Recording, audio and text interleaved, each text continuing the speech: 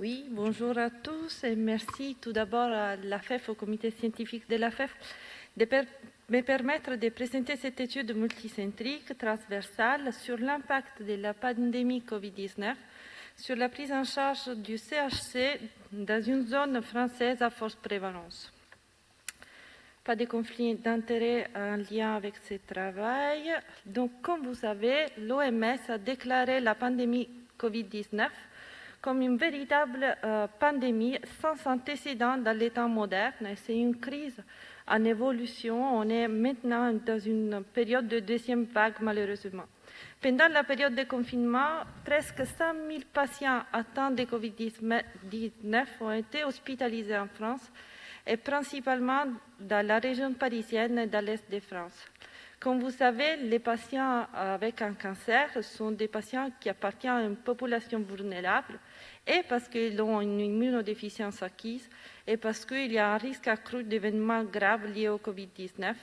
Il y a eu plusieurs recommandations à l'AFEF et aussi au niveau international qui ont recommandé de poursuivre la prise en charge et les soins des patients atteints de carcinomes hépatocellulaires, mais avec une exposition minimale du personnel médical.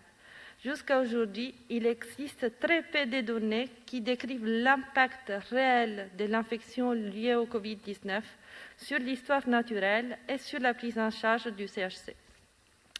Le but de cette étude, donc, c'était de déterminer quel était le vrai impact du Covid-19 sur la prise en charge des patients atteints de CHC dans 6 centres hospitalo-universitaires de l'Île-de-France.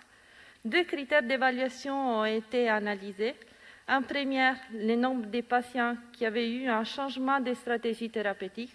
Donc, les traitements réalisés ne correspondaient pas aux traitements qui étaient décidés en réunion de concertation pluridisciplinaire, et les délais entre la décision en RCP et la réalisation du traitement. C'est une étude multicentrique.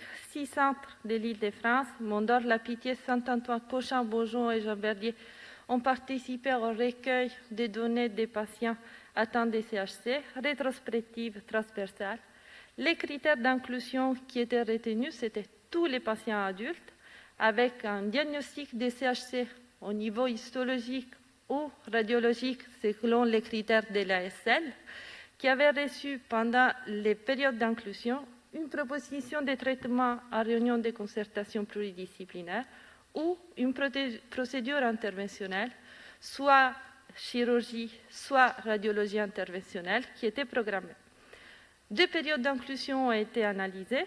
Les premières 6 semaines de confinement en France, donc du 6 mars au 17 avril, les patients qui ont été inclus pendant cette période représentent les groupes Covid, et les mêmes périodes en 2019, donc 6 mars, 17 avril 2019, pour avoir notre groupe contrôle. Comme vous pouvez voir dans ce diagramme de flux, 1661 patients ont été présélectionnés au début et on a dû après éliminer 723 patients parce que pas atteinte de CHC. Une deuxième sélection a porté à exclure aussi 268 patients parce qu'il n'y avait pas de CHC actif. Donc c'était un CHC en surveillance ou un CHC qui avait encore besoin d'ultérieure exploration. Au final, notre cohorte d'études est portée sur 670 patients, 293 dans les groupes Covid et 377 dans les groupes contrôle. Pour information, 21 patients qui faisaient partie du groupe Covid étaient atteints de l'infection par le Covid-19. Je vais vous montrer après les données sur ce sous-groupe. Comme vous pouvez voir dans cette slide, qui rapporte les caractéristiques des patients et les caractéristiques de l'attente tumorale, il n'y avait pas de différence entre les groupes contrôle et les groupes de la période Covid. C'est une série classique des patients atteints de CHC qui on discute régulièrement en RCP. On commence avec les résultats et vous pouvez voir qu'on a retrouvé une diminution du nombre de dossiers discutés en RCP pendant la première vague de Covid-19 par rapport aux mêmes périodes en 2020. Et cette diminution est statistiquement significative, était encore plus importante pendant les dernières semaines de notre étude, de façon non statistiquement significative, mais avec un train vers la significativité. Aussi, les patients qui avaient eu une première diagnostic de CHC étaient moins représentés en 2020 par en 2019. Et c'est logique, des conséquences. Moins de dossiers disputés, ça veut dire aussi moins de nombre de traitements proposés. Donc, il y avait une diminution en 2020 des traitements qui étaient proposés en RCP, et cette diminution était plus importante pendant la deuxième période de lockdown. Les premiers critères donc, de jugement, c'était la modification de la stratégie thérapeutique. Et comme vous pouvez voir, il n'y avait pas de différence au niveau des pourcentages des patients qui avaient eu une modification de stratégie thérapeutique entre 2019 et 2020. Il y a 13% des patients qui ont eu une modification. Et cette modification n'était pas significative ni au niveau de l'intention de traitement, donc curatif ou palliatif, ni par rapport au type de traitement, interventionnel ou pas interventionnel. Au contraire, la différence était la cause de la modification de la stratégie thérapeutique. En 2019, la cause principale, c'était une progression tumorale. En 2020, c'est des causes qui sont liées au Covid-19. Donc, manque d'anesthésistes, manque des salles de radiologie interventionnelle ou des blocs opératoires. Nous avons aussi étudié les délais entre la discussion en RCP et la proposition d'un traitement et la réalisation des traitements.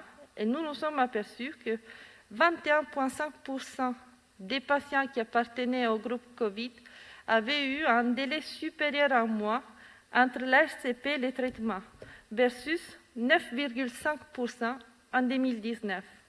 Et aussi, dans ces cas-là, la cause qui était liée à ce délai de traitement, c'était lié au Covid-19, et c'était surtout les patients qui avaient une récidive de CHC qui, malheureusement, avaient eu un délai plus important. Nous avons aussi étudié les sous-groupes de traitements qui avaient eu un délai plus important, supérieur à un mois, et nous nous sommes aperçus que c'était les traitements interventionnels qui étaient les traitements qui étaient les plus retardés, au contraire du traitement systémique qui était débuté très rapidement.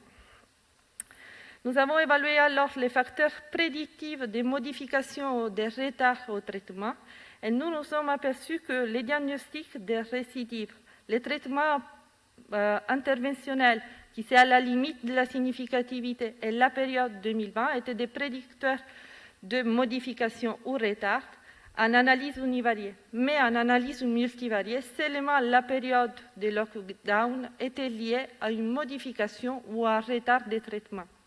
Et si on étudie aussi les facteurs prédictifs d'un retard supérieur à un mois de traitement, aussi cette fois-là, on retrouve les traitements proposés interventionnels et la période 2020 en analyse univariée et seulement la période 2020 en analyse multivariée.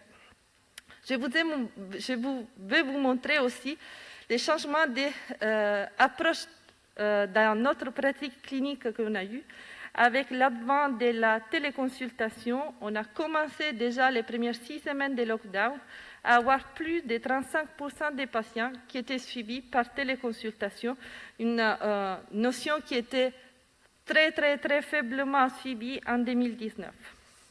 Et pour les patients Covid, comme vous pouvez voir, ils avaient une âge moyenne à 66 ans, l'étiologie était plutôt variable, un MEL score moyen médian à 10, et la prise en charge était par la moitié des patients à domicile. Pour l'autre moitié, c'était l'hospitalisation. Et quand c'était l'hospitalisation, 4 patients sur 11 ont décédé, qui fait 19% des patients affectés par Covid avec un CHC, malheureusement, ont décédé. Donc, en conclusion, on peut dire que pendant le début du confinement pour Covid-19, en région Île-de-France, nous avons eu une diminution du nombre de patients atteints de CHC qui étaient présentés en RCP avec surtout une première diagnostic de CHC, une diminution du nombre de traitements planifiés, Pas de différence au niveau des modifications de la stratégie thérapeutique par rapport à 2019. Un retard du traitement qui était significativement plus fréquent, surtout pour les patients qui avaient une récidive de CHC. Une implémentation dans notre pratique clinique de la téléconsultation avec des logiciels plus ou moins à point. Et l'affection au Covid est liée à une modification de la stratégie thérapeutique et un délai de traitement supérieur à un mois en 2020. Permettez enfin de remercier Raphaël Brustia, mon copilote, tous les collègues des 6 centres qui m'ont aidé énormément dans ce travail. Merci beaucoup pour votre attention.